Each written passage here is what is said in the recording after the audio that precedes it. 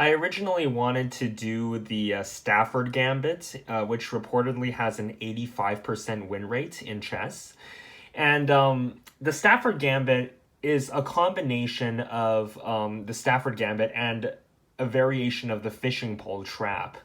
So I'm gonna show you how the game went, and then you'll basically see. I'll basically tell you the theory behind it. So I played black again, like the last video.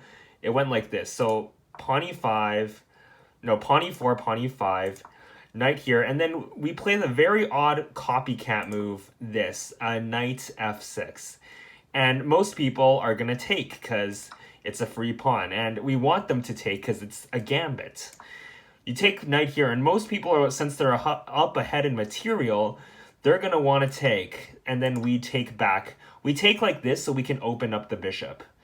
Then we do some, this is not a part of the Stafford Gambit that I studied, but I tried very hard to keep up with it. I do something like, I take here first, even though I think I was supposed to go knight g4. You'll see why in a sec.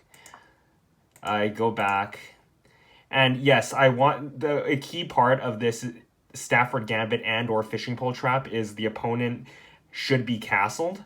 And then you do this, then very odd move, knight to g4, but I first need to support it with a pawn. And then I move here. They would want to kick this back because this just looks kind of weird. And then I bring my thing here. The point is, if they take, I take. If they take the knight, I take back the pawn. And then there's a linkage here, which forms a checkmate style. You'll see it more clearly in the fishing pole trap. So they didn't even take. I don't know what they were thinking. But yeah, that's a checkmate. So let's go back to here. I'm going to show you what the fishing pole trap looks like. It's a very subtle trap, and that confuses a lot of beginners. So then it's derived from the Rui Lopez, I believe. And then it's like this, and then you play the two knights defense, and then the very odd move comes here. See? Fishing pole trap right here. And they would want to kick back because it looks kind of weird. We just support it with h5. They take and kind of chuckle. Look, it's down 4.4 now.